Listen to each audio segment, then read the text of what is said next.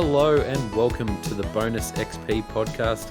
I'm your host, Luke Morgan, and I'm joined, as always, by the connoisseur of coffee, Conan. Hello there. And our Donatello, Griner. Yeah, I love to tinker, bitches. So, if you're new to the show, what we do is every fortnight, it's been a month since our last one, but every fortnight usually we sit down, the internet campfire, and each talk about a news item or topic from the gaming world that piques our interest. This episode will be covering pretty much all the games that were revealed during the Summer Games Fest, Xbox Showcase, Devolver Digital, Ubisoft Show, something weekend, all of them stuff. All of that, all in this one weekend. We'll cover that stuff. We'll talk about a few other things that are going on in the world of games.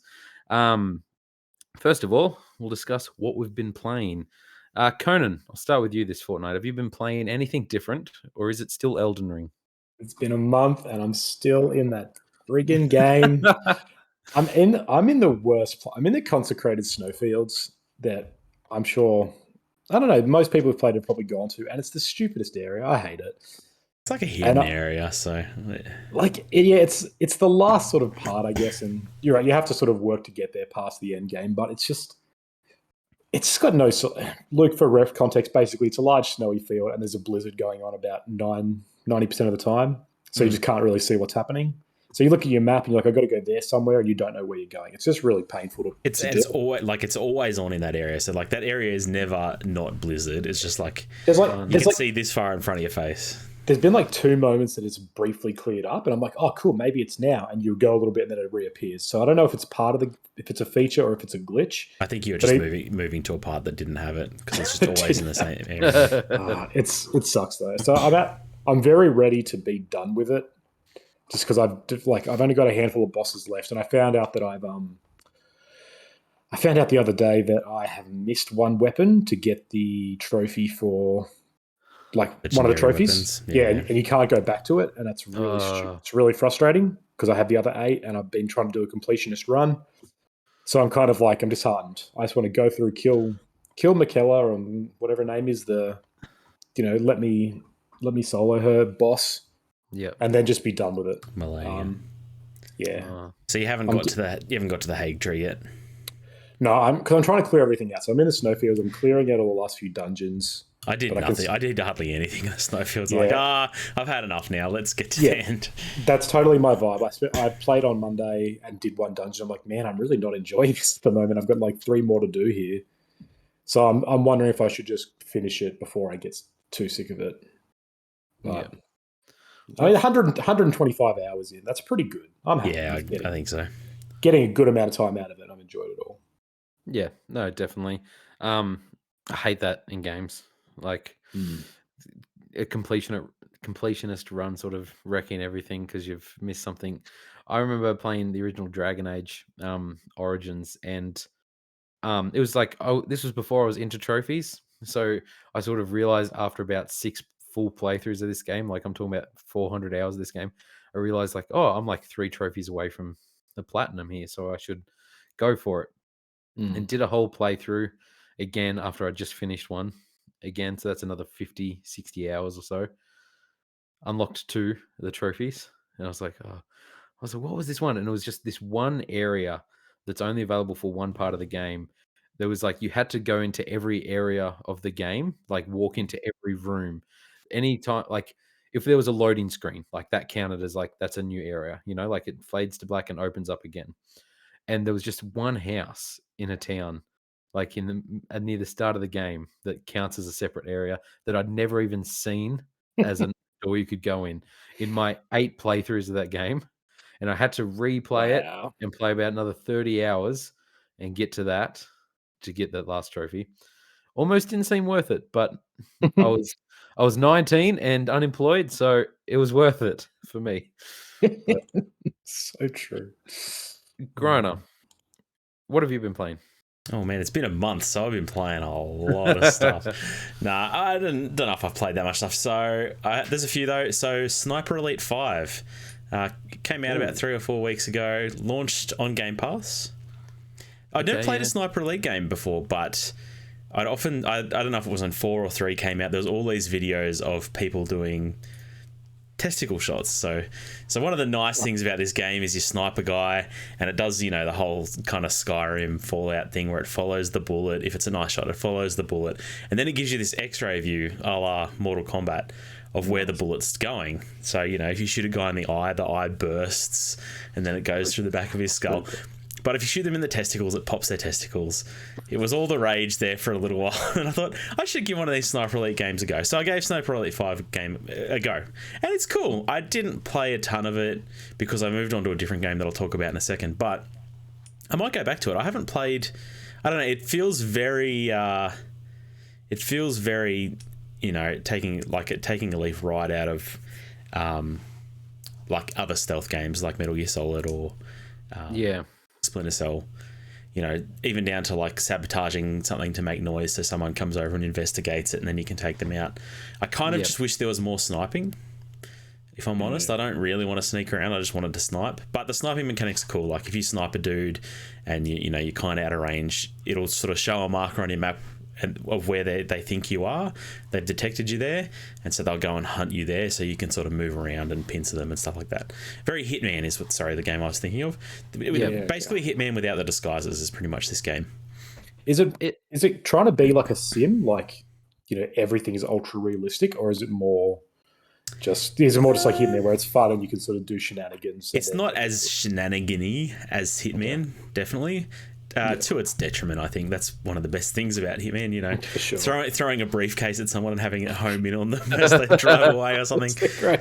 That's the best parts of that game, and it doesn't have any of that stuff. There's no disguises or anything like that. But the stealth mechanics are very similar, right down to like there's bins that you can put 2 bodies in.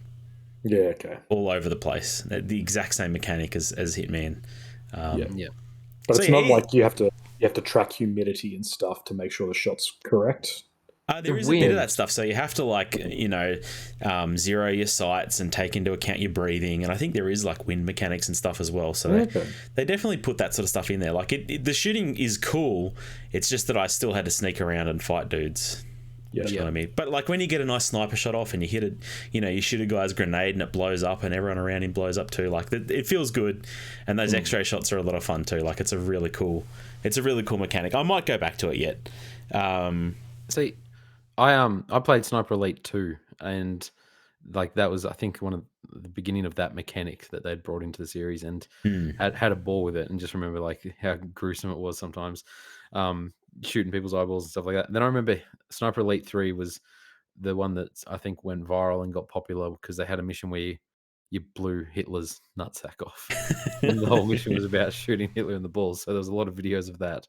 Have not even looked at the series since then, and that's a surprising one. I didn't think you would have played that, but I don't know. It's one of those weird games they seem to keep making. It doesn't feel like there's a huge audience for them, but there was that time where I just saw so many nut shots, and then this came out on Xbox Game Pass, which feels like the right place for it for me. Like that's the price point I want to play for it.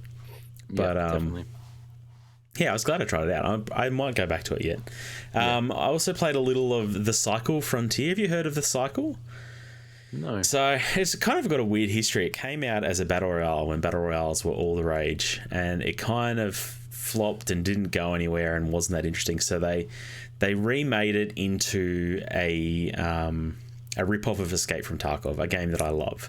So instead of dropping in and finding weapons and fighting to be the last people, you're now dropping in with a loadout that you bring with you. If you die, you lose that loadout, and you're trying to scavenge this area and collect more gear so you can go back and craft stuff at your base and stuff like that.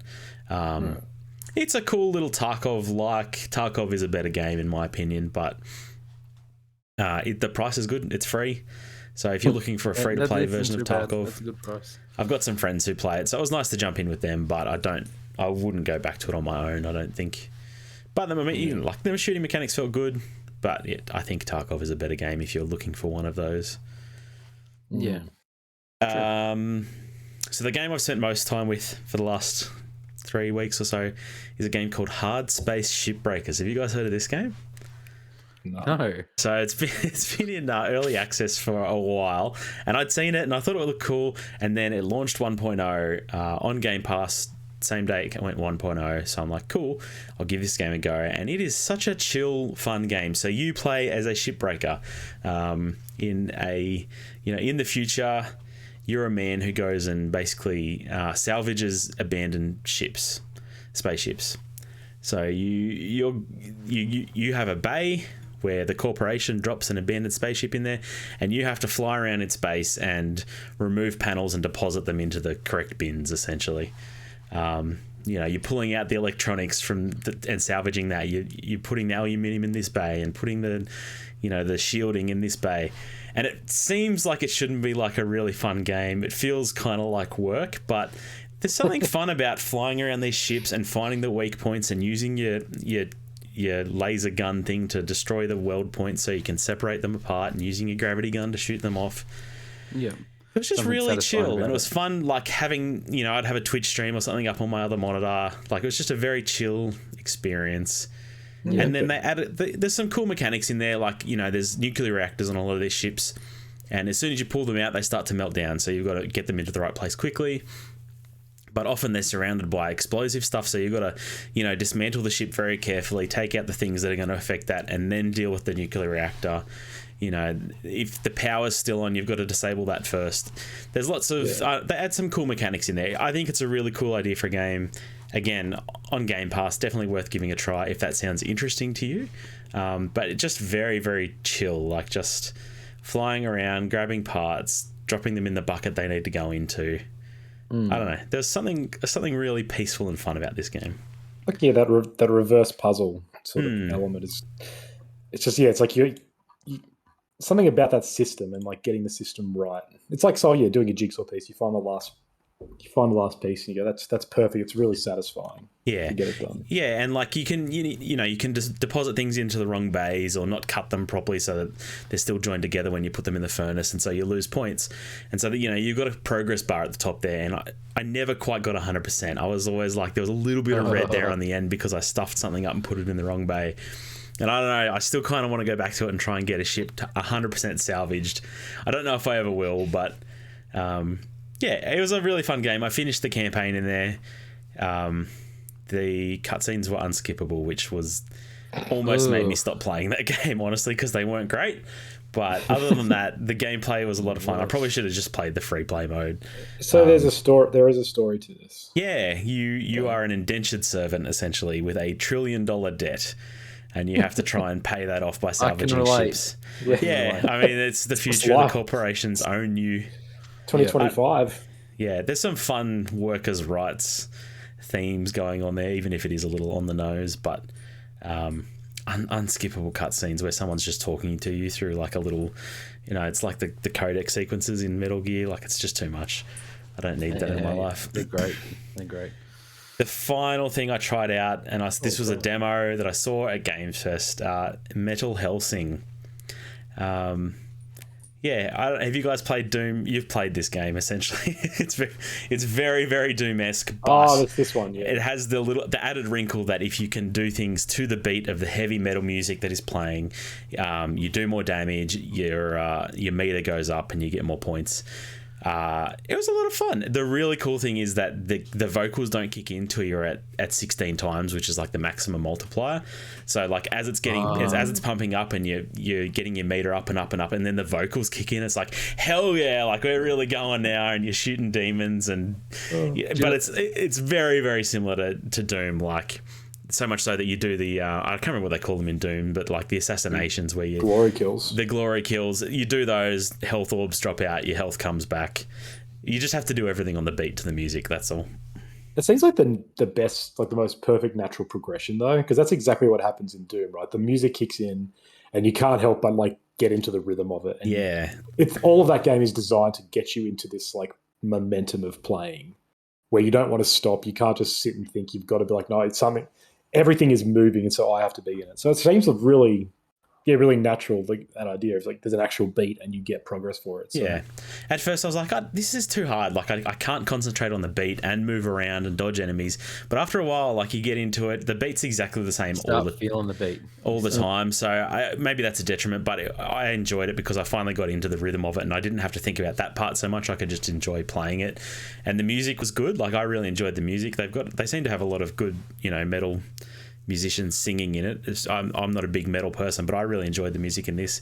And then all the guns have like a charge up, so as you kill things with it, you charge up a meter and you can unleash an ultimate. And one of them, I think it's like the sword, you unleash the ultimate and the tempo doubles, and you can just start slashing really, really fast at things. It's just really fun. It's very well thought out. I'm actually kind of curious about this game when it releases. So, funny story about this game. I actually have a story to share with this game as well. I loved when that was shown at Summer Games Fest. I thought this looked really cool, and I thought the music was great. So I haven't played it per se, but if you know me, I'm a creature of habit. So once I like something, I stick with it. If I like a song, I'll listen to that song for weeks on end, just on repeat, basically. And for the last week, I've been listening to a song from that game. That played in the trailer, and when you watch our reaction when it comes on and the vocals kick in, I'm like, oh damn, yeah, I was like, this song rocks. And then the full version of it's on YouTube once that game came out, and it's saved on my YouTube, and I just keep playing it over and over again, and the song slaps, man. I love that song so much. I'm not a big heavy metal guy, but that song is be dope. What's it called? What song is it? So the song is Stygia featuring Alyssa White. Yeah, because I am a big metal guy. I'm pretty sure that's the one that plays in the demo. Probably it played in the trailer for at Summer Games Fest. Like, it has a female vocal singer, and it's just when it kicks in, I think it's really dope. So it's cool when your multiplier goes up and she starts singing, and it's just like, we're doing it now. I've listened to it that much that I could play the game and be like Neo, I feel like. I'm just like, all right, I'm on the beat. I've got it going. Is this PC only through Steam? Or is it on console? Is it on Game Pass?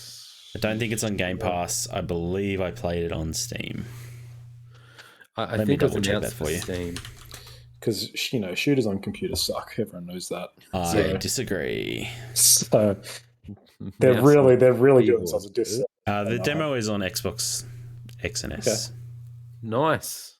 I will try it out. And it's coming to PlayStation 5 also. There you go. That's where I'll buy it. So, would you guys believe me if I told you I have played some games? Not only have I played some games, I have completed 2 games. Can I guess one? Can I guess one? Started a third. No, stop it. No one try and guess them. Go. Teenage Mutant Ninja Turtles.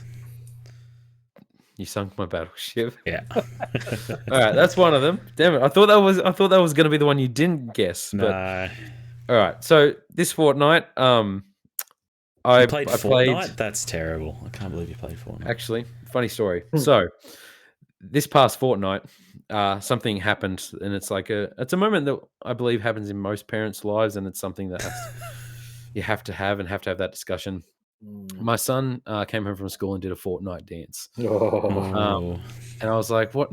I was at the dinner table. I was like, "What are you doing?" I was like, "I know that dance." I was like, "What are you doing?" And he was doing it's like the take the L, where he's doing this and grabbing his pants. And I'm like, "I learned it from watching you, Dad." And he was like, some kid from school loves Fortnite, and he was really into this, and he was saying all these Fortnite stuff, and he wanted to play Fortnite, and I was just like, no, that's not the type of game we like. Let's play a story-based game right now. I was like, I need to get him, because my son is hooked on something for about a week, and then something else will pop up, and he'll become obsessed with that thing. And I was like, I need something to distract him. So I got Ninja Turtles. And now he is obsessed with the Ninja Turtles.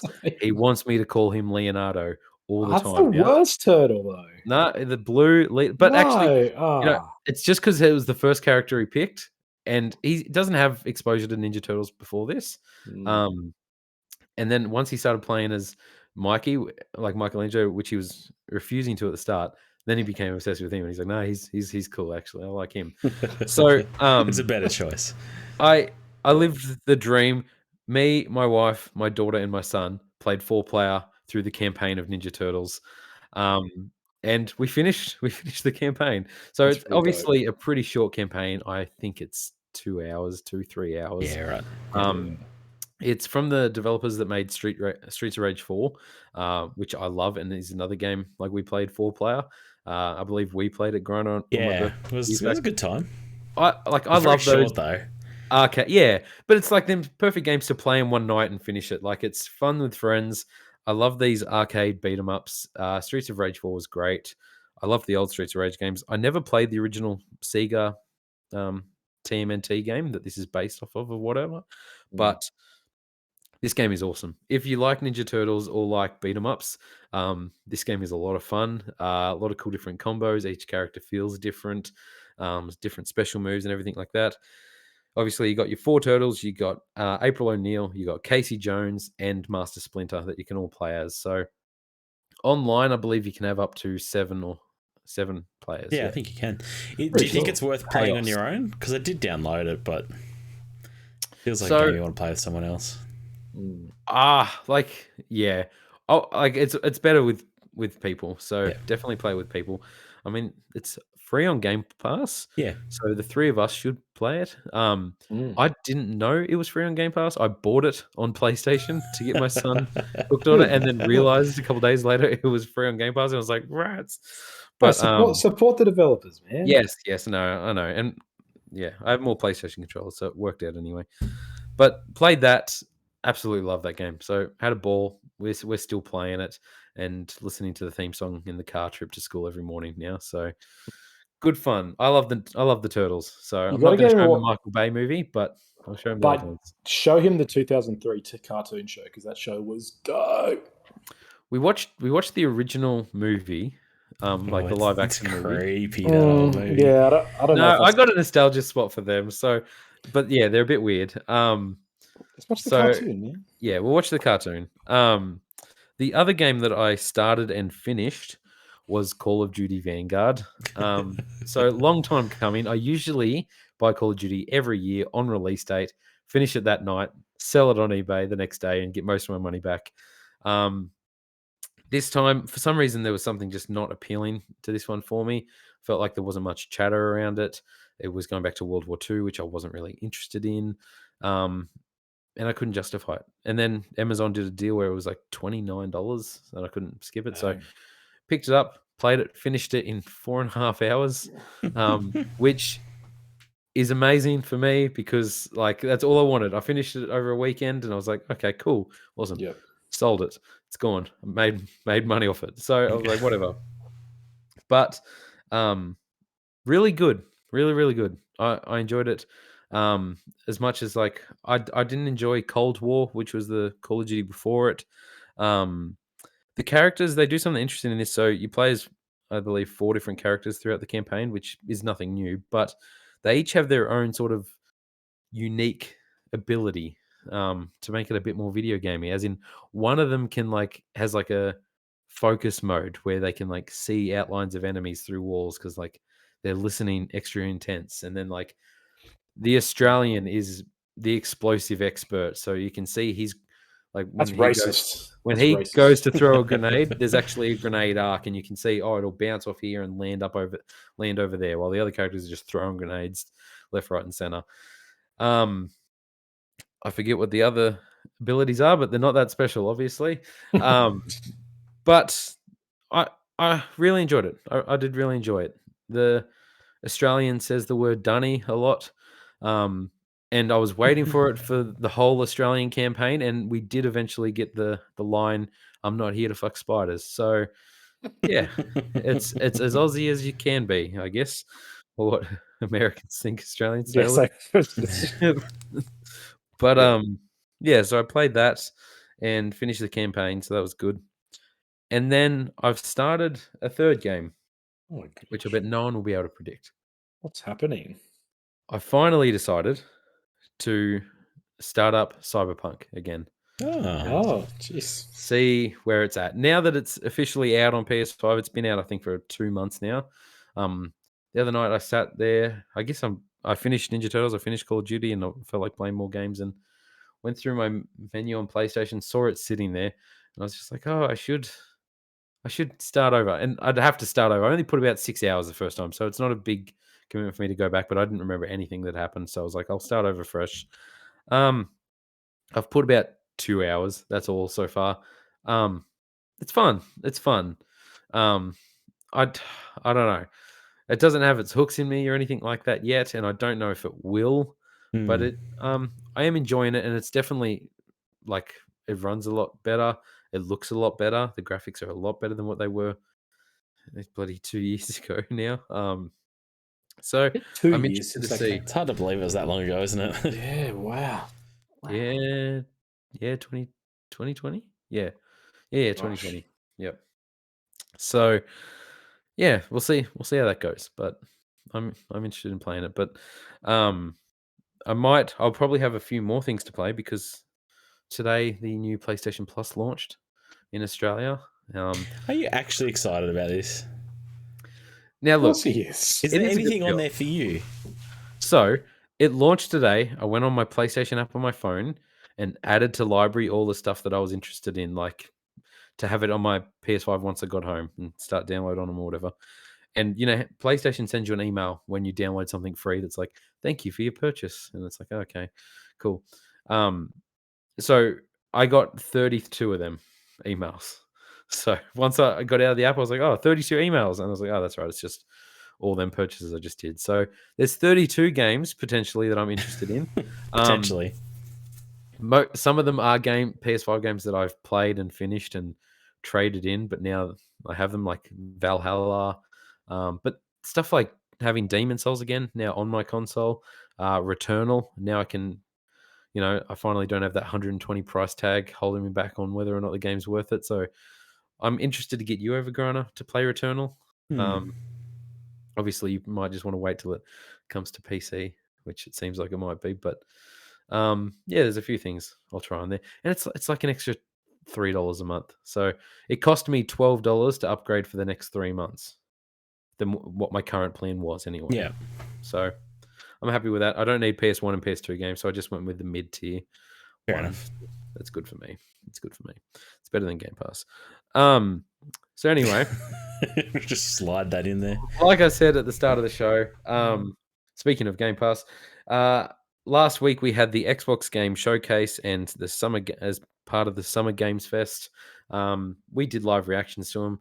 Check it out. Well, me and Griner did live reactions to both of them. Conan didn't come to the second one, I slept, which was the best one. Yeah, it was way. We should have done that one only. Summer Not Game the other Fest one. was pretty not great. Well, so Luke, you should have known this. You should have had the foresight and said, "We're skipping Summer Games Fest. We're just doing Xbox." So I blame you. Oh, okay, it is my bad. Well, you weren't there, and you missed out on Luke trying coffee. Yeah, for the first time, it was gross. Yeah. So you're so wrong. Anyway, you have the taste buds of a child. So check out our reactions. That's why we didn't do a podcast last fortnight, because we felt like we'd already given you enough content in video where you want to see us anyway. So now it'll be our chance to sort of just go through the games announced, what interested us, what stood out, or anything like that. We will hold, I believe, our Starfield conversation for the end of the show. So leave Starfield out for now. We'll get into that to end the show. So I guess Summer Games Fest. We'll start with that. Jeff Keighley being Jeff Keighley on stage. I'm not sure if you guys remember all the games shown here. I feel like the two standouts were probably Callisto Protocol, and for me at least, The Last of Us Remake. Is there any other games that we'll get into that? Any other games that really stood out to you from this show, other than them two? Or do you have a list there? I should have prepared it as the host of this podcast. Well, while you both look up a list, I'll say my piece on The Last of Us. So sure, go for it. Look, it looks amazing. The graphics look amazing. It apparently will just be The Last of Us 2's gameplay. In the first one, which there's so much more mechanics in number 2. You have going prone. You have the dodge ability. Come, dude! I don't understand where you are on this argument. Continue your spiel. The best game of all time, and now it's going to look amazing, like amazing, as in the best looking game we've seen in the world. I don't know a game that has I don't know a game that has better character models than what we saw in TES. I just can't so wait far. for. I just can't wait for 2 years' time when you're like, "Oh, Last of Us 2, sorry, Last of Us remake looks like shit compared to this new Last of Us 2 remake." Or Last of Us Part 3, man. Who knows? I'm gonna hold this recording next to that, and we're just gonna play them next to each other the whole time. Look, this is how I see it. It's just Last of Us is my favorite game of all time, and this is just the same game. It looks a lot better and will feel a lot better to play, and now it'll be comparable to. And here's the thing: Naughty Dog wasn't the main developer on this. Naughty Dog have taken over. It's not like Naughty Dog have put all their resources towards this. They took over development and finished this off with assets that they had from Part 2. It's like now we'll be able to have Part 1, Part 2, and maybe Part 3 in a few years' time. That will all be very easy flowing into one another. It'll look the same. It'll feel the same. Like, why does that matter though? Why does it matter that you get 3 games that were made nearly 10 years apart in some cases? That it's like they need to look identical. They need to make it needs to look like they all came out as one. Like what does that enhance? Need to, but it's not a bad thing to have that. But it's like what's the purpose of it though? Do we need that? Oh, fuck. Look, why do we need that? Okay, Conan, I don't know. You're a bit of a weird guy. when it comes to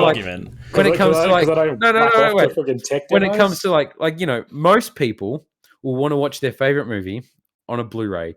You want to dust off the VHS and pull out a CRT. That's a different comparison. Just like the 90s and watch it. No, what you're saying is I want to watch this old film made from 1954 in a 4K 60 FPS Ultra HD viewing with great motion smoothing because that's how it should look, and it looks like garbage when they do that.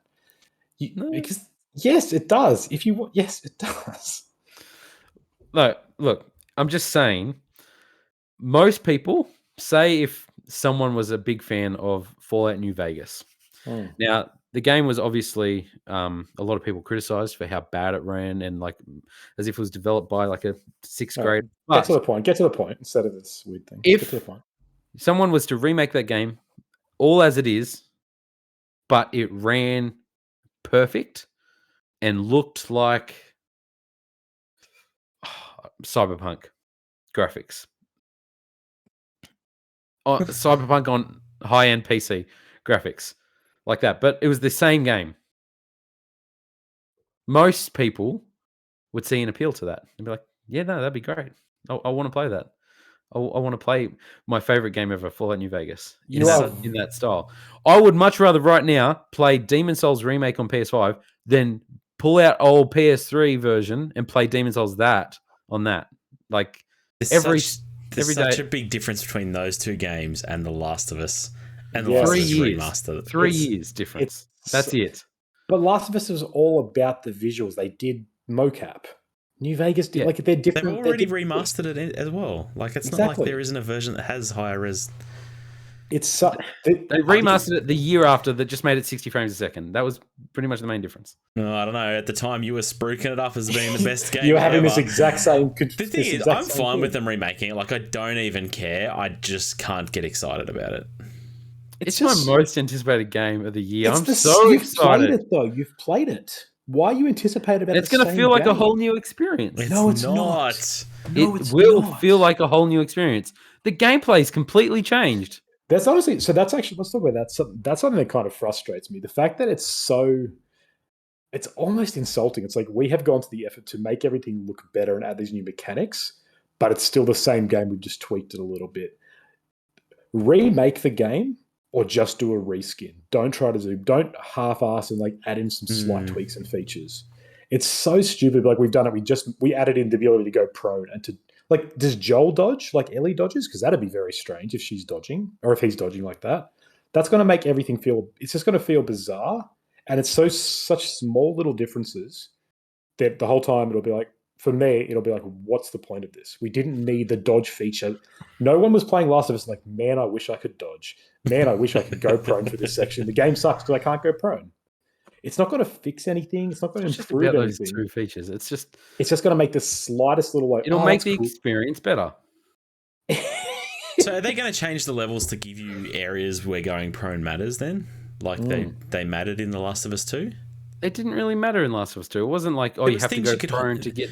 Wasn't there things you could hide behind and the grass as well? There's a lot of that. Well, they might do that. Who knows? We don't know too much at this point. But they won't, because we've seen cutscenes that are identical. So they haven't redone anything. Are they identical? 1 minute you're saying they look like different people and they're different expressions. What I mean is they are the exact same cutscene. They've just changed the character model. So Tess now looks like an 80-year-old woman, whereas before she looked like a 40-year-old. No, come on. Before she looked like a 20-year-old. It looks awful. Tess looks plastic doll, and now she looks like a 40-year-old woman, like she is. Wow, so she looks like a plastic doll of the original. The best game that you twisted my words. The best looking game, you said. The Last of Us was the best looking game. The Last of Us was the best looking game back in 2013. Like Some of us have moved in technology since 2013. I'm sorry, but generally the things that are it's not the best looking game now. Don't look like that. Don't look that crap. Last of Us Part 2. Oh, come on. That's like saying the original Toy Story doesn't look as good as Toy Story 4 now. When we reviewed them, Toy Story 4, we were like, wow, it's how crazy technology's come so far. Look at them now. Look at the dog now. I'm not saying Toy Story 1 looks like a pile of crap. We kind of did. We said, look at the dog in Toy Story 1. It looks horrible. Yeah, there's things about it that haven't aged great, but I'm not saying it's rubbish. You're saying this character model looks like a plastic doll. Yeah, we still said we enjoyed Toy Story 1. It wasn't like, we can't enjoy this movie. I think it was our highest rated or second highest rated movie of all. Yeah. Anyway, I'm just saying, whatever. I believe come September, Conan, or I don't know, 2032 when you play this one, part 1. I'm boycotting that. Dude, no, come on, don't do that to me. Tell Neil Druckmann to start making other games. Come to my house again and we'll do a whole night playthrough like we did with the first one. And you'll be like, I was wrong. You'll say those words that you've never said. I was wrong. You were right, Luke. No. This is the way to play The Last of Us Part 1. I'm going to look at it and go, why is Joel hanging out with this grandmother? Why is she should be in hospice. Anyway, one cool thing I learned is that the mocap data that they used is the same. Like they didn't remocap it, so they had all that data there. They just couldn't use it effectively back in the PS3 era. Yeah, it's the exact same performance, all that emotion, which is cool. It's just they can now get 10 times the amount of detail out of it. Anyway, I'm just saying it's worth the price of admission. I'm more than happy to pay for it and play it. How much is the price? It's a full price game. Full price game. Full price game for that, really, for the same game. I mean, look, here's the so what? Wait. It's $100, right? It's $100 for a full-on remake. It's not a full remake. Skyrim Anniversary Edition, which looks identical and runs identical to Skyrim on PS3, is $80. Nobody here is no journalist batted their eyes about Skyrim charging $80 for its Anniversary Edition, which is their 6th edition with no improvements whatsoever. Anyway, I'm just saying, no one complains about that, but Last of Us seems to be the hate child of the internet. Why? Because it's progressive? I don't know. I'm saying, do you use the internet? Talking all this tech, do you use the internet? Skyrim has been a pariah since the first remake, reversion. Yeah, it's a joke that it keeps coming out, but nobody complained having to pay $80 for the PS5 version. No, I guarantee they did. I guarantee not the same way that people are complaining about The Last of Us 1. You didn't see all Kotaku articles like, this is outrageous. What is the difference between a remaster and a remake? That's a good question. It's not. It's barely even a remake. This is a remake. Demon Souls didn't add things to it. Demon Souls remake by Bluepoint was just they made it from the ground up, the exact same game. Yeah, remade it from the ground up with Brent. Yes, which is what this one is. This is using the same mocap technology and they're just adding in features. They're not redesigning it all. They're using the exact same stuff. Oh my god! Literally, it's not like if you want to remake it, you have to get the new stuff. You have to bring back T-Bakes and you're like, give a better performance. It is new stuff. Because I guarantee it's Abby's dad in that surgeon scene, like we said last time. That's a new thing that adds continuity. Just make it a different game, or just call it a remaster and charge $20 for it. It insults. I take it personally. I am that Michael Jordan meme. I take this personally. Well, I can't wait to have this discussion again at Game of the Year time this year. Well, no, because it's just going to be you I will going. be taking objectively the best game of the year. didn't actually come out this year. Technically, if I get you guys to play it, you will be on my side. We won't. There's just no way. Anyway, have you guys got a list of games from Summer Game Fest? I do. Griner, what stood out to you from the show, other than Last of Us Remake? Not much. Callisto Protocol was the game that was the most interesting looking. Honestly, other than that, there's not that much, hey? Like, I don't know. I'm kind of curious to see how the Aliens game turns out. Aliens Dark Descent. But it's an RTS, isn't it? It's not an RTS. It's a squad-based action game. Yeah. Okay. I'm curious to see what it ends up being. If it's a strategy game, I'm there for it anyway. I like that stuff, so pump it right into my veins. But I don't know. I'll wait and see. I don't have high hopes for any Alien properties these days. Neither. That's right. There was the Black Adam announcement. Oh, yes. That was pretty cool. The Rock and Rock's energy drinks. So strange. And his dad jokes. Oh, man. Griner, were you excited for High Water? I feel like that was down. That looked like it was down. It looked cool. I don't know. I think I talked about it on the day. I don't come to these events to look for indie games. I'd much rather wait and see what the word of mouth is and play them based on that. I want the big budget stuff here. I want to see the big flashy stuff. Yeah, triple A's. I'm looking through this. Yeah, Metal Hellsing is there. Sorry, you go. Let's talk about Callisto Protocol, because it seems like the one that all three of us reacted to the most when we saw it. Conan, what's your thoughts? Sorry, before that, we also had to talk about how Neil Druckmann showed off a picture. Yeah. Okay, look, last thing I'll say is... I guarantee this will be the last thing he says about this game. The game looked great. The presentation was so bad. And I feel like it's because it apparently all leaked before the show. Everything, the trailer, everything leaked. The cover art, and I feel like they had to be like, "Oh, look, here's a picture from the show. We weren't going to show this, and here's concept art for the multiplayer." Yeah. I feel like they just had to add that instead of let's talk about the remake.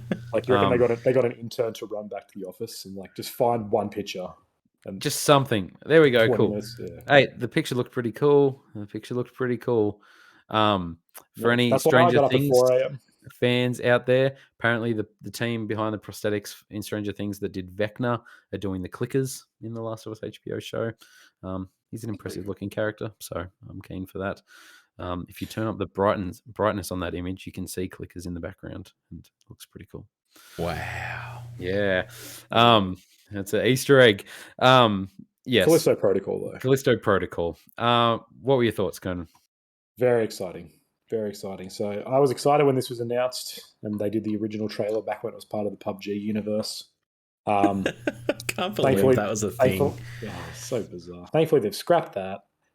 And like we got week before this, they scrapped it. Very smart. It's good. They listened to feedback.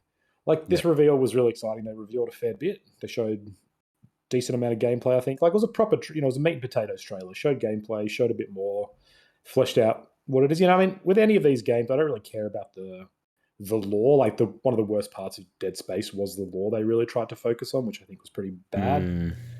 And so they're hinting at a bit of that, and I don't care about that, but they showed some great kills. So it ended with that amazing death. They show some of the gunplay, some of the monsters. Like it's just space horror, man. He was stomping some heads. Like that's what I want to do. I want to go back to being on a ship, surrounded by monsters, just having to hack my way out to survive. It looks really, really good. Like this is kind of one of those staples that I feel like you can go back to every 5 years and do it well. It's like genre fiction, you get in like, I know what I'm going to get. And if it's done well, it's great. It doesn't have to be deep or philosophical or really, blow my mind. It just has to be good. And if it's good, I'm all about it. And this looks like another great space horror. Are you guys more keen for this or Dead Space Remake, which comes out the month after this? which is interesting. I'm excited for that remake. Yeah, I'm always interested in Excited a new for a IP. remake. Hey, Dead Space came out. Game. Dead Space came 2009. out. Was it 2009? 2008. 2009, 8 maybe. That's still 14 years. That's still a long time yeah, ago. that's different. There's also no good way to play that today. Is the other thing. Yeah, I've got it on my 360, and it doesn't look great on my TV. Yeah. Anyway, I mean, I'm excited for both. I don't really know if I'm more excited for one because I know Dead Space is good. Callisto Protocol could disappoint, but it's got the brainchild behind Dead Space. Glenn Schofield. Well, I mean, Glenn Schofield. Not more than that. It's got the developers that a lot of the development team from Dead Space. While Dead Space people are a new team under EA, I feel like Callisto Protocol has more potential there to quite what possibly. we want. Yeah. I mean, it automatically has new potential by being a new IP, doesn't it? Like Dead Space Remake is kind of a known property. It may be better than the original simply because it's modern, but it's still going to be that game. Whereas this could do something that blows us all away. Who knows? Yeah. Like the same way that the original Dead Space sort of just was. I actually don't know if its release was that massive, but it became a classic, and people adored that game. So this could become the next big thing that people will be like, remember Callisto Protocol? That was a benchmark in the genre. It'll be interesting to see how sales goes between them because you'd think Dead Space will automatically, EA Dead Space. It's more of a name; it'll sell better, but who knows? Do you guys what do you guys make of? Oh, sorry, I don't know if I'm treading on your toes here, Luke, but what do you guys make of the glut of space horror that we had this Games Fest? Yeah, so that was my next thing. Like, if you want space horror, we're getting it in troves. We were deprived of space horror before Summer Games Fest started, and now it's oversaturated that the show's finished. Feels a bit that way. Who would have picked that though? Like, I don't know. Like, if there'd been anything that I would have thought would have been games based on a pandemic or something. Maybe it's too soon. I don't know. I'm just trying to figure out where space horror came from, right? Like maybe it's the next evolution. We've done zombies to death. I feel like vampires are coming towards an end here now. Next is space horror, and then the cycle restarts. Who knows? Just reboots. Because I was trying to track that down, right? Yeah, why is it all happening now? And I can't really think of the connection between.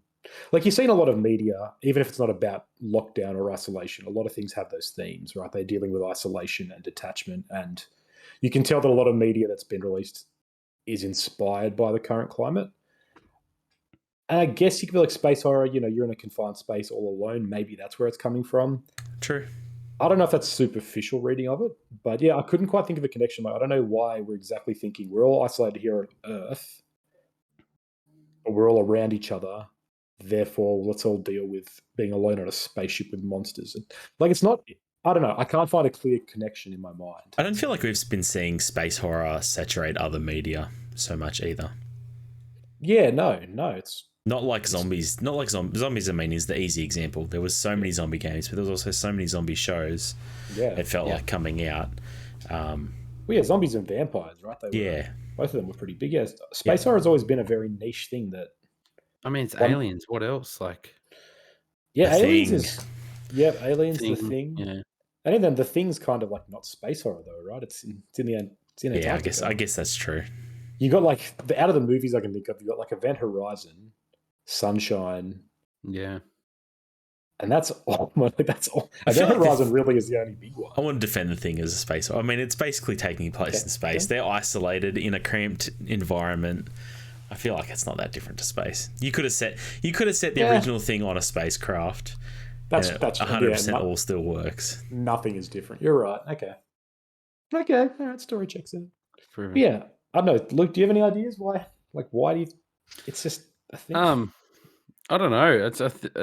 I feel like it's just a combination of the games industry does go in cycles. Even though I don't know, when Dead Space around, I can't really think of too many other. Like we had a bunch of Alien games try to do that, but none of them really took off. Like, it seemed like there was a few years where we were getting Alien games and everything like that. Dead Space, obviously, it drove itself off a cliff eventually. Sure did. With 3. and multiplayer and snow. Damn shame. But yeah, I don't know. I hadn't thought of the whole COVID pandemic type thing because obviously I think it is a bit too soon to tap into that. Even Last of Us Part 2 was a bit like, oh, we can't say that in their marketing because we are 6 months into a pandemic and here's our game about the pandemic. But yeah, I don't know. But that's an interesting thing. Like, I mean, we were all in isolation on Earth. There were monsters running around everywhere without masks on. And now there's monsters out in space without masks on, just eating people's faces off and stuff. So I can see the correlation there. But like it's interesting. I don't have a list. Like there was about 5 or 6 space horror games, so wasn't there over the whole weekend? Like Callisto indie stuff Protocol, and Routine. Routine. The Aliens Dark Descent. Yep. Dead Space remake is one we counted as like something. Because that was coming out. Fort Solace has space vibes, but I don't think it was strictly space horror. It was like a thriller though, so that's 5. Yeah. Like that's even that's a lot. That's 5 basically in a weekend. Yeah. Yeah, I don't know. It'll be interesting to see if that catches on. I don't imagine it would. I'm just grateful that it's not battle royales everywhere. So yeah, that's a good example, I guess, of the going in cycles. We've had that for a bunch of years, and yeah, maybe this is hot property. So that's, I mean, Summer Game Fest was kind of a blow, but Xbox Showcase. Conan, have you had a chance to check out much from this show at all? No, truthfully, I haven't. But I am going to look up what I was going to ask you. I've got a little bit of a list of here. Have you seen what the gameplay reveal for Redfall was? No, all I've seen from it actually, I think, is the Starfield release. Redfall was that the vampire game. Yeah, no, I've seen that. I saw obviously there was the original trailer I think last year, and then there's the one this year. Yeah. This one was like a 6-minute gameplay reveal of just game. Okay, no, I didn't see this. I mean, I wasn't that interested in this game. So is it worth it? Looked very Left 4 Dead, as Griner put it. Looked very Left 4 Dead, but I don't know. Left 4 Dead had I liked the tone of Left 4 Dead. Like, it was kind of serious, but they're making these, one of the characters says, "Game over, man, game over." Like, they're making good references. They're characters that are well defined. This felt, I don't know, the tone felt kind of crap. I don't know. There's nothing exciting about this show. No, it was like very cynical tone. Like, it wasn't, it didn't take itself seriously. It wasn't like super silly either. I don't know. It felt like Back 4 Blood, not Left 4 Dead. Yeah. Yeah, that's an apt comparison. It felt like Back 4 Blood with vampires, which honestly is not as interesting as zombies in this type of game. I don't know. Or at least what we saw. The vampires in this weren't that interesting looking. They looked like vampire versions of the Left 4 Dead enemy types. Kind of, yeah. Apparently this game is going to be, it's kind of open world though. Like, you're not making your way through a linear map like you do in Back 4 Blood or Left 4 Dead. And they're making it so it's very playable as a single player, supposedly. So I'm interested to see what they do with it. I think the developer, not Obsidian, who is it? It's the people that make Dishonored, isn't it? Dishonored, yeah. What's their name? Arcane. Arcane. Like, there's a pedigree there, so I feel like you can't count them out, but we'll see what happens. That's what I keep forgetting, because Arcane, in my books, can do no wrong. But yeah, this game's all that I've seen about this game feels wrong to me. It just feels like the kind of game I'm not into, from the tone, from what you've said, and from just the general. Yeah, I don't know. But if they're making it suitable for single player, maybe they're leaning into something different. So maybe I shouldn't rule it out. Yeah, I wonder if the Left 4 Dead comparisons aren't as apt as we think they are. Like, that's what they were coming out and saying after they'd shown it, because I think everybody was making those comparisons. So I'm keen to see what they do. Like, I don't know. I feel like that. Yeah, there's a pedigree there that we have to kind of respect a little bit, but from what I've seen, it doesn't interest me a huge amount. Especially with Arcane's like level design for open world. Yeah. And their single player stuff as well. I think it might be a little more Dishonored than we think. Now that would be, and that would fit with what was the other game that they released? Deathloop. That would sort of fit with the Deathloop narrative. Yeah, Yeah. that'd be interesting if it goes towards that. Hopefully. But the only other thing I did see was Scorn. I watched the Scorn gameplay. I knew you would. We watched it and we were like, "Oh, this is right up Conan's alley. Look how disgusting this shit is." You know, this Geiger shit. Yeah.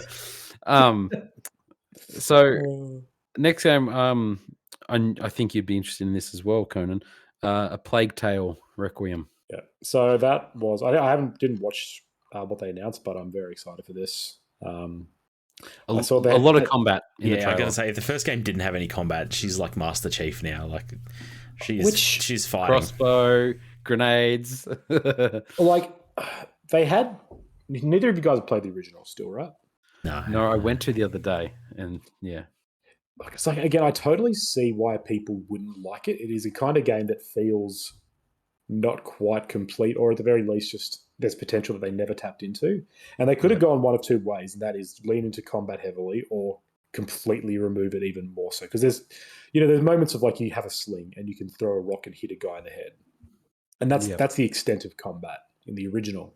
So like you could go the other way and make it pure survival, or you could make it, a bit more combat. And that kind of fits with the narrative where it's the same character. She's gone through this shit, so she has to grow and become a bit more of a warrior. So on one hand, I don't want to see it become like an action game.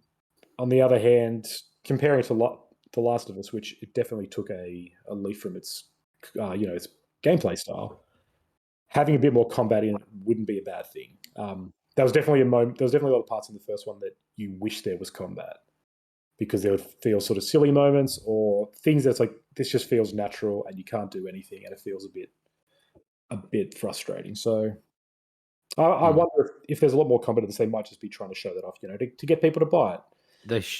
Even by thinking it's an action game, and then I think that's definitely what they're leaning into. They showed like a short, like 10-second part of it where it was like first person, and she had like an AK. And I was just like, I don't know about this. They did show them controlling the rats. Is that something they hint at or do in the first game? Or is that a spoiler for the ending? Do you want me to spoil stuff? It's a spoiler for the ending, isn't it? I knew it. We saw it in the trailer. When we watched it, I was like, I don't know. I knew that before. All right, spoilers ahead for the original A Plague Tale. The little brother, your little brother, that's his. He has this ability. He has like headaches, and rats don't attack him. Well, they will, but he starts to realize he can control them and manipulate them. And it's part of the thing is that one of the villains or the villains are trying to control it, and he can control rats. And the final boss fight is kind of funny because there's like rat versus rat battle. But yeah, it definitely becomes a big part of the game. Like controlling the rats to do stuff becomes a pivotal part of the game towards the end. I see. True. It's not a huge spoiler. You feel it's constantly hinting that there's something happening. There's something weird going on with the rats and the people here. Yeah. So it feels natural, but yeah.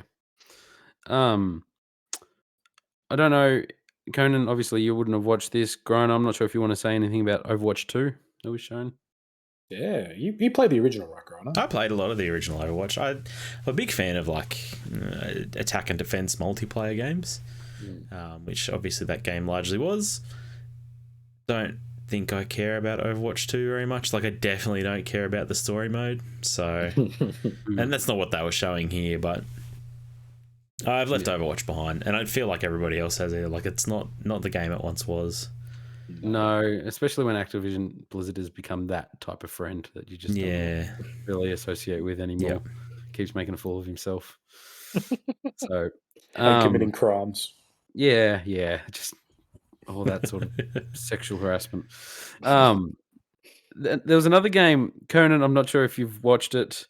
Griner definitely felt strongly against its art style. It was called As Dusk Falls. It looks like a Telltale-esque adventure game. It has a very unique art style. Here we go. I'm just pull up a little trailer. It's striking. It's like pictures of like real people, but it's sort of like in a graphic novel kind of I don't know. It was kind of disorientating after a bit. At the start, I was like, "Oh, this is unique," and the more I saw of it, the more I didn't like it as it went on. I didn't like that part of it. And I'm like, but okay, they've picked a style, go with it. And then there's a scene where a car crashes and it's like a 3D modeled car that rolls over on the road. Yeah, what are they thinking here? Because this is a really odd choice. I haven't heard anyone's. I don't know. I feel sorry for them because I think there probably is an interesting story there. Like if that's what they're focusing on, and what they show in the trailer does sound somewhat interesting, but yeah, I haven't heard anyone say anything good about how this game looks. Yeah, I feel sorry for them. Yeah, that is a bit. Have you've just watched a bit of a clip? No, I'm just looking at images. Yeah, the trailer wasn't playing properly, but like it's you just need a to whole see bunch the motion to really to get understand. the full extent. And so those characters you're looking at, they don't like animate from scene to scene. They just like phase in and out into their next pose. No, sorry, I'm just gonna watch. I've got it on my phone because I can't. My internet's crap. I'm discovering that when I like send videos in the podcast chat, and I'm like, "You should watch this, Conan." He just doesn't care. I mean, I think it's the quantity, man. True. I did send about 8 different videos, one after another. I was like, and you'd find this interesting too, and this. But all right, so it is motion. It's not all stills, but yeah, it's motion mixed with. There's something weird about it.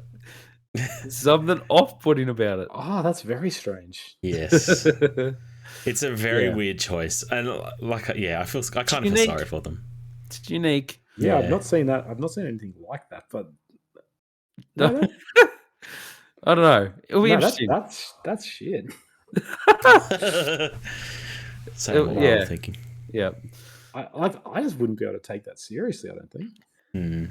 Yeah, it's a bit off-putting because something about it. But anyway, good luck to you guys. Next one, Diablo 4 was revealed, which is kind of a big deal, I think. We watched a 4-minute trailer and didn't pick up until right before the title was revealed that it was actually Diablo. And then the whole time we're like, no, I feel like I recognize that symbol. What is this game? Yeah. I should have known because it was a very typical like Blizzard. Yeah, Grant, I'm surprised. CGI type, any thoughts on this? I'll go to you first, Conan. I don't know what your history with Diablo is. No, I was saying, like, this game's pretty important to a lot of people, but those people are not me. I never got into Diablo at all. I remember when Diablo 3 came out, and it was huge. Like, I was working at EB at the time, and so I remember having a lot of discussions about the marketplace and all that sort of stuff. I've been seeing things about this recently as well, where... Is this in beta or something? No, so there's another game called Diablo Immortal that came out in the last week or two. It's a mobile game, but it's also available on PC. And by all accounts, it's a very, very good game. But the microtransactions are horrid. One streamer spent $22,000 and only got one of the high quality items that he was looking for. That's what I was looking at. And then destroyed it in protest. Yeah, and then he quit. So I think everybody agrees. But the thing is, they're going to make money hand over fist with that game. Like, they have. Exactly. There was like a number revealed recently of how many millions it has made already, and it's like, well, shit. Is like you can see why these companies are doing this when that makes more money than a game that's taken years and years to develop and has a. That's the thing that really kind of stresses me about it is that I don't think Diablo 4 has a chance to make the kind of money that game did. No. And so, like, why even bother with a Diablo 4? Yeah, and that's what happens. Right? They end up releasing them because they feel compelled to, and they're always pretty subpar because they don't want to put the resources into it. Because why would you? I have hope for Diablo 4. Like, I loved Diablo 3. It was great. A lot of people stuck with it for a long time, and they introduced seasons and introduced higher difficulties you could keep leveling up into. So I'm keen to try it out, especially if it's going to come straight to Game Pass. I'm there for that. So the other game, Conan, that I wish you had watched actually, is Wolong. I was just looking Fallen at that. Destiny. Now this isn't the Neo. It's Neo. It's by. Do you remember that other game that they were showing pictures of recently where you were like, it was very Dark Souls, No. but you were like a monkey. No, Yeah, it's not that game. It's not that game. But there's so many games that are based on that. Is it Journey to the East, that story? Yeah. So yeah, there's lots of games based on that. Yeah, no, I was just looking at this. That does sound pretty cool. Well, yeah, gameplay looks cool. Looks very Neo-like, but seems to be love impressive Neo. to a lot of people who liked Neo. And Neo is a great game. Did you play Neo, Grana? No, I keep now like it's on Game Pass. I keep thinking I should download it and give it a go. It was good. Next game shown, I feel like only interests me, but hopefully Grana checks it out. Persona 3, 4, and 5 are all coming to Xbox, Game Pass, and PC. Let's say I'm a time poor adult and I can play one of those games. Which one is the one to play? So you're in luck because 5 comes out this year. 4 doesn't come out till next year. I know, but I don't think I'm gonna. I don't think I can do that to myself. I feel like 4 is the better game, but 4 also came out on PS2, while 5 came out 3 years ago. 5 is a much easier game to play, and especially gameplay wise, and it's still just go with that, especially if it's coming out this year. Yeah, go with 5. 5's really good. Conan, you have any interest in Persona? No, God no. Keep that away from me. Too nerdy for you? Get your Japanese RPG on, man. JRPGs can stay away from me. Next up, somehow underwhelming, Kojima showed up. So, I mean, he chucked a Druckmann, right? Like he showed up, showed us nothing, and left. Nothing, low. Didn't even say the name of a game or anything or a teaser. It was just like, I'm working with Xbox. Thank you. Bye. And is this confirmed to be only an Xbox game, or is he's just working with Xbox and it'll be released in multiple places? It seems like this will be an Xbox game, like Xbox PC exclusive. Yeah. The rumors, like, it leaked beforehand, so I thought we were going to get more of a bigger reveal because the name Overdose and that it's a horror game leaked the day before the conference. Conan, a horror game called Overdose by Hideo Kojima. Oh, I'm there for it, man. PT. We're all still waiting for PT, and we're all still waiting for him to make it. So, yep. I mean, I would have hoped he'd release a game called Quiet Mountains, but he's not going to do that. So, Overdose is the next best thing, but I'll buy it. Yeah. Griner, are you did you play Death Stranding? No, I didn't. I watched. I feel like it's the game you would get in. I kind of want to go to it. I kind of want to give it a go now that like the director's cut's out and it's on PC, but I don't know if I will. I watched all the cutscenes on YouTube, the 11 hours of cutscenes. Yeah, so I do know the story, so I don't know if that's going to come outside of the story. I feel like the gameplay is something that would hook you. Yeah, you're probably right. Everybody was like down on it, like, oh, this kind of looks cool when it came out. So I don't know. We'll see. But I'm so keen for whatever he does next. I love that dude.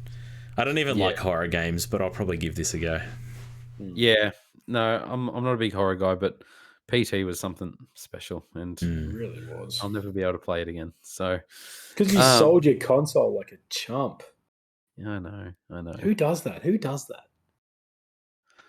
I'm scared, man. Lisa was very scary and scared me all the time. Anytime it'd pop up on my PS4, I'd be like, ah. So got it out of my house. It was bad juju. So are we ready to talk about Starfield? There was nothing else that caught anybody's attention from the show that anyone wanted to talk about? You can fly a pelican in Flight Simulator. Yes, you can fly a pelican, not the animal, Conan. Oh, I was actually just thinking like a bird. That's pelican from Halo. Microsoft Flight Simulator. That is pretty cool. Flight Simulator is one of those games that, again, there's a massive community who loves that, and I don't know, I don't know it, but more and more, everybody I know has a friend that plays this game, so it's like 1 degree of separation. And that friend is like super obsessed with it. He's got a cockpit in his backyard that he flies in. That's what like. They bought a console because I wanted to play the new Flight Sim, so I bought $1,000 console for it. Yeah. Okay. They get up, have a coffee, they put on their hat and uniform and go sit in their chair and start flying for the day. It's the same reason there's farming sims still coming out. There's an audience somewhere buying them. I feel like this game is more than a game that like I'm obsessed with, but cannot play whatsoever. It's just I wish I could get into it. I wish there was. I said this on the stream. I wish there was an arcade mode where it was just like 3 buttons to fly a plane around and be like, "Whoa, there's my house." But it's way too complicated for me, and I just end up crashing every time and not knowing how to get out of the menu. I don't know what's going on. I think it's designed for PC. It's not really good controller friendly. So yeah. The only other, I'm just looking at this list quickly on here. Like Fallout 76 is going back to the pit. That's pretty cool. The pit was some DLC in Fallout 3, which is good. Yep. That's what I mentioned. Scorn again. Scorn looks amazing. Oh yeah, I didn't write Scorn down. So Scorn, this game's obviously been in development for years. Yeah, ages. I've known about Scorn for, I would probably say 5 or 6 years. Weird story because they were an ad on the Easy Allies podcast that I used to listen to religiously, and one of the that have advertisers like sponsors of the podcast, where the host of Easy Allies is the voice of Game Trailers, who has a very iconic voice in the game world, and he would like read these dramatic ads for Scorn. And just like it became like a running gag that they were a sponsor of that show for years before it was like officially revealed, before anybody saw anything. And then it was officially revealed, they stopped sponsoring it because they were like, it'll be a conflict of interest one day, so we'll pull out now. But I just heard the name Scorn for the last 6 years, and it's exciting to finally see it and that it's coming out. It looks grotesque. They've been busy making everything look more phallic. It's great. Yes. It's so good. Oh man, so gross. It's totally been that game that I feel it's kind of like Atomic Hearts to me, even though it is coming out. So I keep seeing bits and hearing talk about it, and it's never been coming, and now it's finally here. But good, it's nice to have that. I'm going to be there to play that day one. Yep, of course you are. That's just, gross. I'm keen for Cocoon. I think that game looked kind of cool. That's that indie game, isn't it? Yep, yeah, it was the developer of Limbo, I think. Oh, okay. Was it really? Yeah, not like one of the guys that left from Limbo. Yeah. So yeah, I'm keen to see how that game turns out. I love myself good indies. So there's an Obsidian's making a game. Grounded. Pentiment. Oh, that's right. Yeah, that was such a strange looking game. So it's like it looks like a medieval drawing. Yeah, it's like yeah. This press start describes it as a medieval murder mystery game with a unique art direction. Yeah, so supposedly I've heard since then that it's got some very Disco Elysium vibes. Mama. That actually maybe does interest me. When we were watching, I'm like, this doesn't look great. Maybe it just doesn't show well in a trailer, but it just looked very different. It looked very strange. Okay. And made by Obsidian. Yep. My boys. Those are the others for me. Well, Xbox show was closed with Starfield. Obviously, they announced about a week or two before this show that it was delayed and not hitting that famous 11/11/22 date. It doesn't have a new release date, just coming out sometime next year. This was our first look at gameplay. We got a good chunk of about, I think, 15 minutes or so in total. Conan, I haven't heard your thoughts really yet. So what were your thoughts on this? Yeah, I'm really keen. I'm really excited. Seeing Todd Howard get on the stage with his leather jacket again, I'm like, you're the original Druckmann, you know. All these pretty boys come in and take your thunder, and they come in and they're like, oh, we're personalities in the game. You say, no, Todd Howard was there before them, and he's still the best. He's the original and the best. And, you know, he puts on a good show. And Starfield and looks really sweet little lies. Starfield, yeah, for sure. I'm cool with that. Starfield, I love his lies. I want him to lie to me. I want him to whisper sweet nothings in my ear and promise me all this good stuff. Because I believe it, and it makes me get to sleep at night. But Starfield looks really good. It looks like your classic Bethesda game.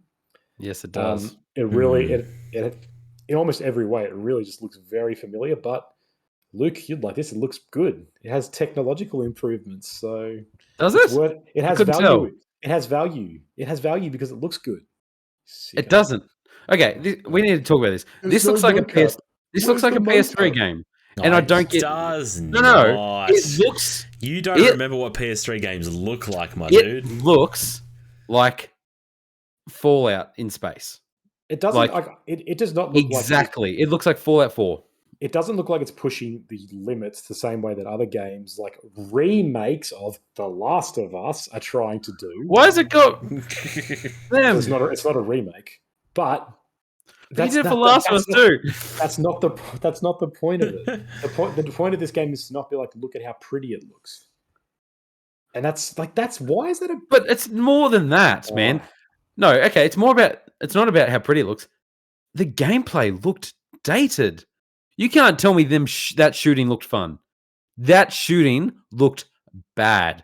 It looked like characters getting shot in the head 4 times before they stand up and react to stuff. Just looked. No, you said that on the morning, and then you're like, oh no, wait, they are reacting. You took it back immediately. No. There's shots. Yeah. I don't know if you've watched it recently. I've rewatched it. It looks bad. I don't know. The gunshots and the bullets hitting people don't look good. Wait. Breaking news. This is a PlayStation 5 exclusive. Look, how do you feel about it now? Look. This is the best game I've seen. Bethesda games. Oh my god. All the Bethesda games have come out on PlayStation consoles, and I've said the same thing. They're outdated, and for some reason they're given a pass. This game does not look revolutionary whatsoever. You got dead-eyed characters staring us in the face, and it doesn't look good. Dude, No Man's Sky looks better. That's a style. Graphically, gameplay-wise, No Man's Sky looks better and looks like it runs better. You get how games have styles, right? And this couldn't keep up 30 frames a second, though. But you do understand that games don't need to all look like their mocap cutscenes. I'm not saying that they look, but they need to play good too. This looks like it plays bad. You're saying people look at you when they're talking. Yeah, the Bethesda style is to have someone stare at you. It's been the thing they've done since all their games. Dead-eyed. And just it doesn't look good. If that's... How far does the Bethesda style go when 20 years from now, oh yeah, it doesn't run great? What is there? The stories aren't great. You can't tell me the writing and the stories are great. Some of them are good. Some of them are good. There's definitely good quests in there that have good plot. Some good quests. You can't. What's the main plot of Skyrim? Who are the main characters? There's no memorable characters or dragon. Writing. Isn't that the case with all RPGs though? That there's not meant to really be these key characters. It's more about the journeys you make and the world and stuff. It's pretty nuts to be I played this RPG that I made my character, but thankfully there was this one memorable character, and that's what it was all about. That's I remember all the characters in the Persona games. I don't know. Yeah, can you carry around 1,000 wheels of cheese in the Persona games and drop them down a hill? No, you can't. They're not the same. It's a weird comparison. People used to argue about Skyrim versus Dark Souls, and it's this is the stupidest comparison ever. They're just so different. And this game will be like every other Bethesda RPG, as wide as the ocean and as deep as a puddle. There'll be lots of things to go and see, but to me, none of it will be all that amazing and engaging. But it will appeal to the people. Does that sound interesting? I will probably give this game a shot, but I've never been the biggest Bethesda fan ever. I didn't love Skyrim. I didn't love Fallout 3 or Fallout 4. I liked Oblivion, but... This game, anybody expecting this game not to be a Bethesda game is going to be disappointed.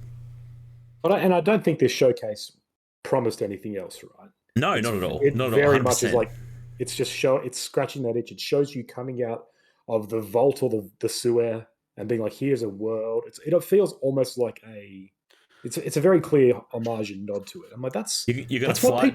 Yeah, you're going to fly to a planet and then it'll cut to a blank screen loading, and then you'll land on the planet. A long loading screen, and then you'll be on the planet and see another animation, and then you're like, shit, wrong planet. Okay, back in, loading screen, go out. We're going to go to this other drab-looking brown planet, because that's all we saw was drab-looking brown planets. There's that city. That looked cool. I got news for you, buddy. Space isn't exciting. Space is a whole lot of rocks and gas giants. I watched Cosmos. Space is very, very exciting. Conan, out of them 1,000 planets, he wanted to say that there's 1,000. That gave me anxiety because screw this game. I'm not. I do not want to play this. You never wanted to like this game. Planet. I did, no, dude. Oblivion's in my top 5 games of all time. That's what I mean.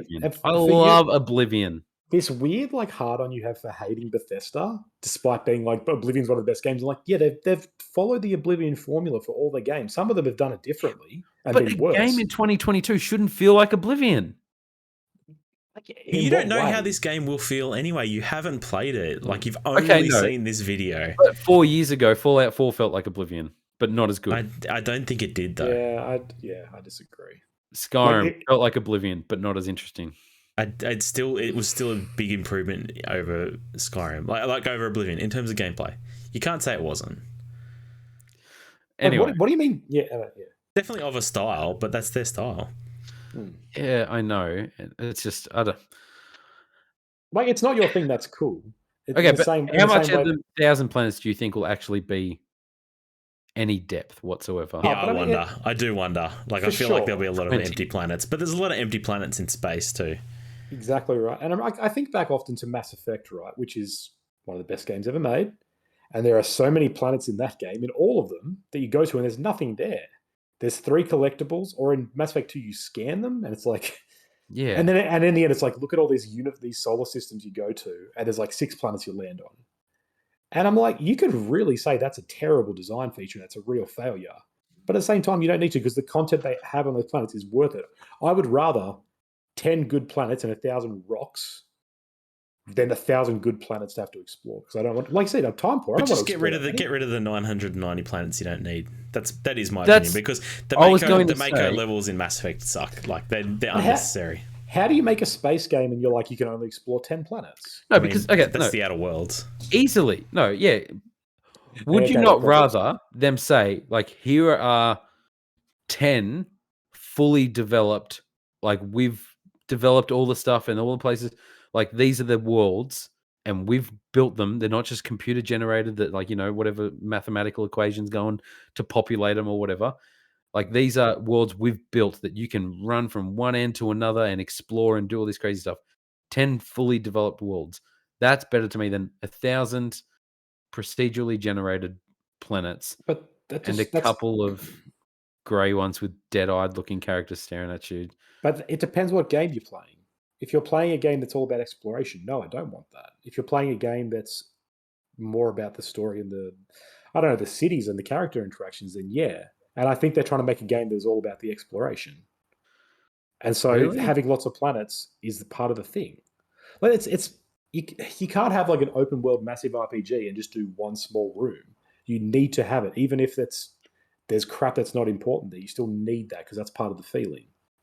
And so I think that to have a space game where it's all about this is an exploration of space, you can't say you can explore space, but only in these 3 planets we've got, because that's a false promise. And I honestly think that if you go at, like Ryan said, space has dead stuff. Space has a lot of empty planets. And I enjoy going in Mass Effect. I enjoyed going to a planet and exploring and finding 4 relics and going, that was empty, but also kind of cool. And so I think that's part of the charm. You go to space and it's so big. It's almost unconquerable. So something interesting though, obviously now we've seen 20 minutes or so of this game. We haven't seen a single alien. Yes, we literally saw aliens as soon as they showed it. These crab men. Yeah, no. In front of you. Yeah, creatures. As in, that's the same as maybe this is a universe that only has humans. Other sentient aliens talking to you. What's your opinion on that? There's lots of sci-fi that has just humans. Yeah. So, what's your opinion on that for? That's fine. Starfield though. That's Firefly. Because would that not make more sense than to have 10 planets? Humans have only discovered these 8 planets. Well, no, because we can travel to 1,000 and there is no other life. Well, because I think statistically, it's actually incredibly unlikely that there is other alien life out there. Let's ponder on that question for a bit. Is there other? No, that's for another podcast. We'll create down the line. I like the idea of a bit more of and this is what they were talking about originally. This is going to be a hard sci-fi game, and the mechanics of the ship. And I don't know if they're going to do that now. This doesn't lean. This feels like they're doing the Bethesda thing of you can build a ship and you can customize an outpost. I don't know if they're going the hard sci-fi gearness, but I like the idea of exploring planets and not having aliens. I don't like the George Lucas thing of here's this bizarre alien with 16 eyes, because guess what? Aliens would probably look like us. If you believe in this thing, that the reason why we exist is because we are the perfect biological model for life on a planet. So if there are going to be aliens, they'd be very similar to the way we are, because otherwise they would have gone extinct. That's why we turned out this way. You're not going to have this bizarre creature that has 30 limbs they don't use, right? You have 2 legs because they're practical. You have 2 arms it's all there. So I like the idea of not being like, here's 600 alien races that makes 0 sense. And I just being think like, Mass no, Effect does it well. I agree, but that is a space opera. And if this is trying to be a sci-fi RPG, I'm cool with not having aliens. Yeah. I don't have I'm not criticizing it, saying that there's only humans. I do believe I believe they've confirmed that there will be aliens in it. They have? I think in an interview ages ago that there'll be alien life. Who knows what that means? But we saw alien life. I think that's what we'll see. I do feel like this is going to be humans. You don't see? Think we'll see like a sentient alien, like blue alien? Maybe that'll be a fun. Maybe that'll be like a fun part of the plot. You know, are these aliens sentient? How do we as humans who are conquering the galaxy decide what else gets to have sentience? Maybe the Reapers. That's like an age-old sci-fi trope, right? They have confirmed that the design of your ship will affect how it flies, which is cool. I can't wait for everyone to make Millennium Falcons and them to be unflyable. But did the space combat look good for you guys? Yeah, it actually looked decent. Yeah, like it looks arcadey, but I played KOTOR. I played some bad space combat, and I liked it. So yeah, it looked. I said this during the reaction. It looked very No Man's Sky. I don't know why. Are you saying that as a bad thing, or are you just saying they've copied it? Not necessarily. No. And I don't even would say it's copying it, but like it's so hard to not look at, like, watch an hour of No Man's Sky gameplay and then watch this, like the scanning, like the breaking down materials, the mining, the flying the ships. Like No Man's Sky has it when you actually do fly out of the atmosphere and it burns up, and then you're out in space and then you keep flying, and there's like no loading screens, which is really cool. But that's not Bethesda. Who cares? But yeah, I don't know. You came at this game. I feel like it. You came in with an agenda.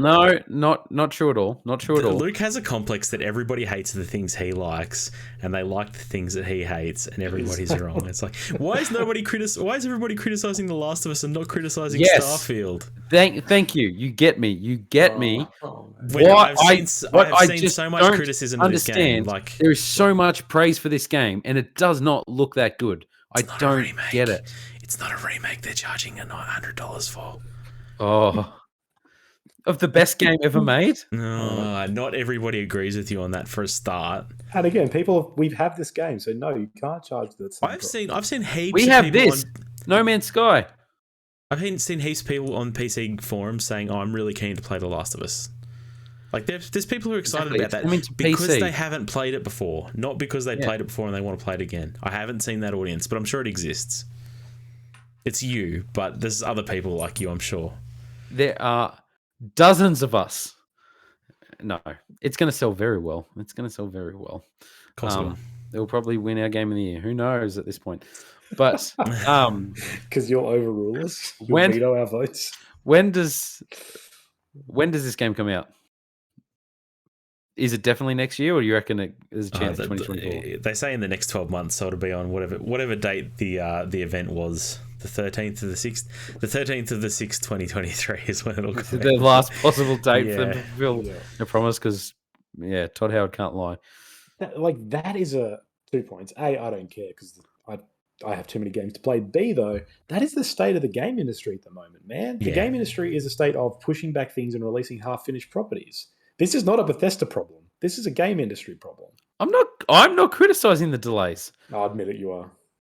A bad game is always bad, but a delayed game is eventually not as bad. Could be good. Yes. So who knows? I'm curious to see how it is. I want to like it. I want to like it. I love Oblivion. I put 100 hours into Skyrim its first week of release. I platinumed that game the first week. I did love Skyrim. I love Skyrim. I love Fallout 3. I didn't like Fallout 4. I wasn't a big fan of Fallout New Vegas. I eventually grew to dislike Skyrim and see the problems with that game. But was that just because everybody loved it so much? And because they released it 20 times? No. Like another game? It's not the same at all. The thing it feels pretty similar Skyrim, to me. The thing with Skyrim, and I'll just say this, that it turned for me because, like, you check Facebook statuses, man. I love Skyrim, and I was so into it. Like, I was obsessed with that game leading up to its release, and then when it came out, I thought it was amazing. It was the best game ever. The game was broken. On PS3. On PS3. Yeah, that's right. It was. It was broken beyond repair. I'm talking 5 frames a second.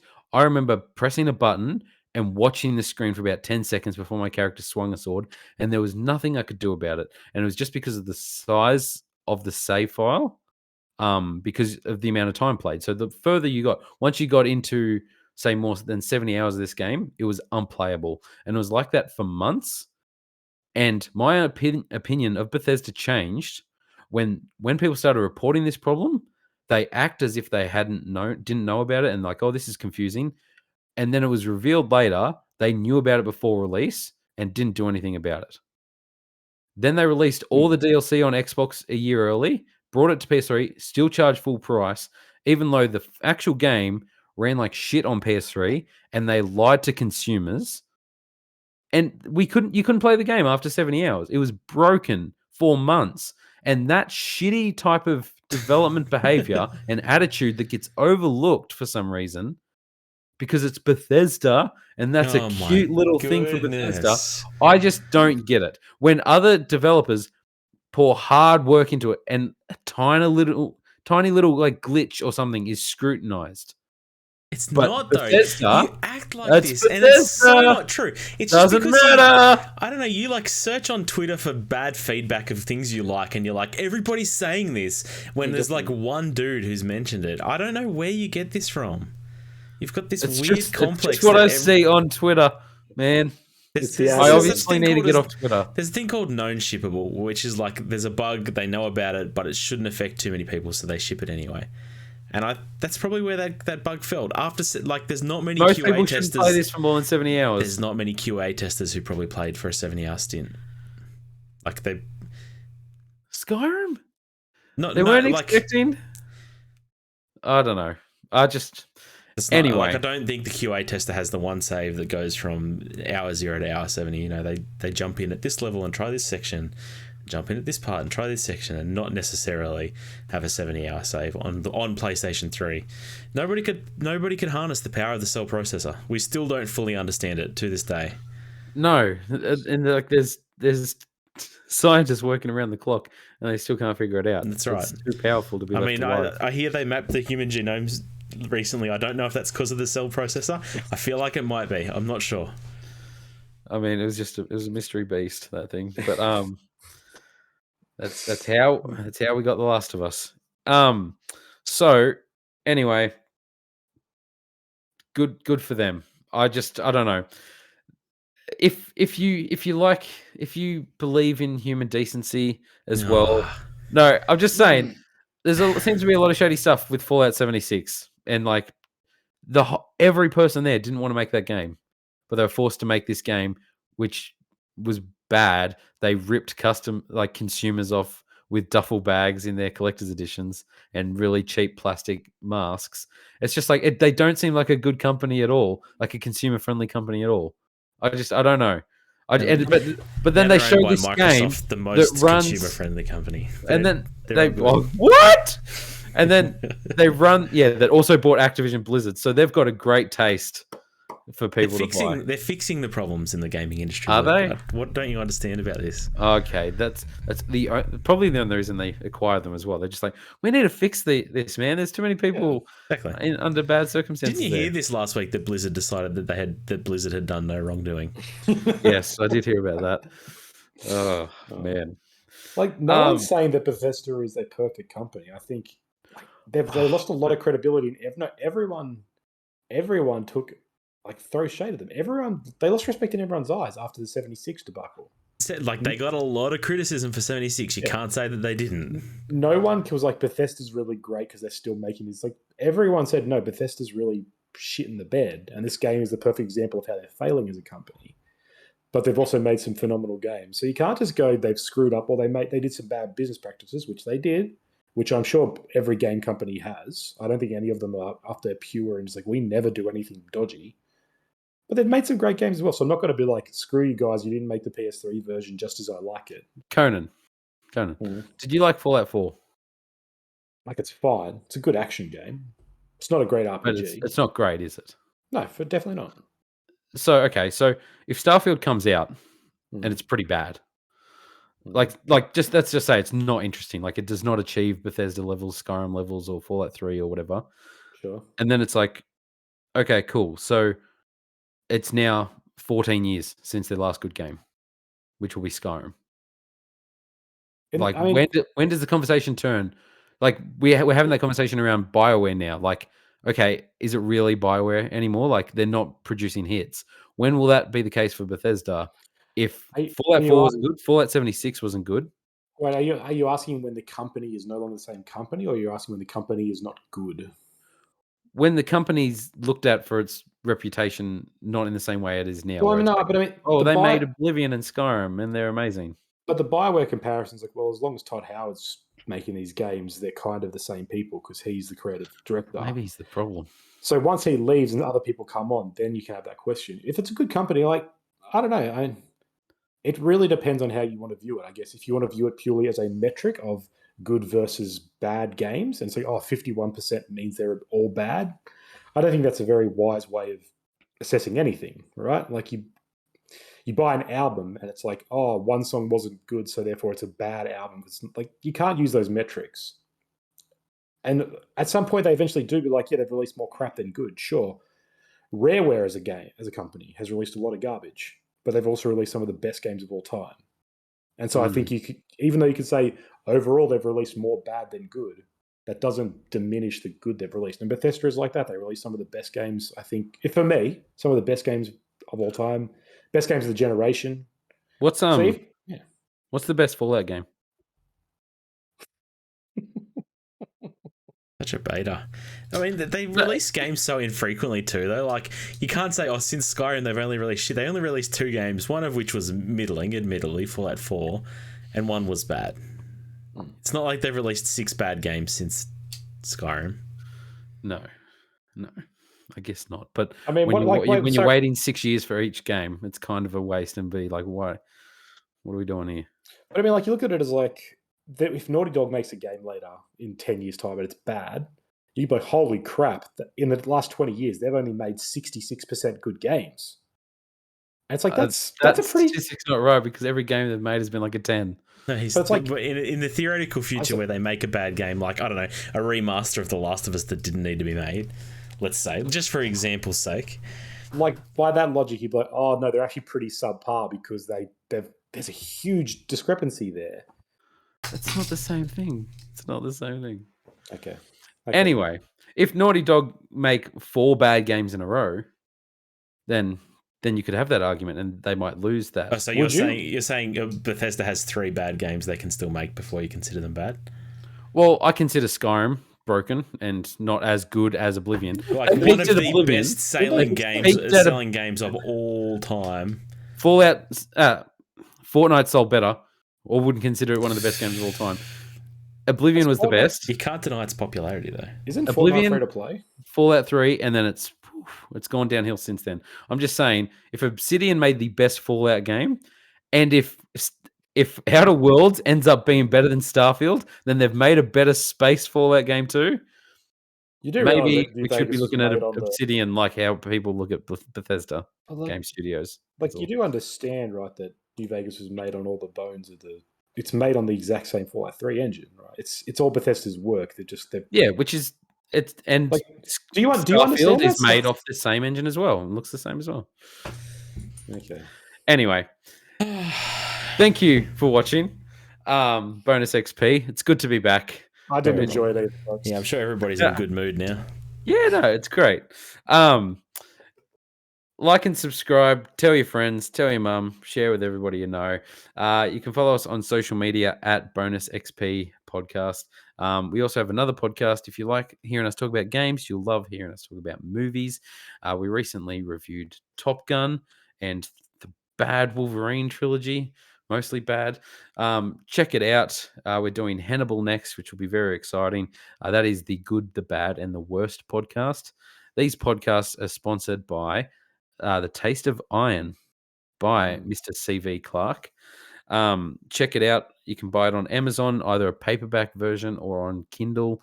If you're more of a tablet guy like myself and just want to flick through on your iPad or whatever, you can do that. Maybe the audiobook version will come out soon if more people buy the book and support us or support Kickstarter. Yes, we should. Other than that, thanks for watching. Like and subscribe. We'll see you next time. Peace. Peace.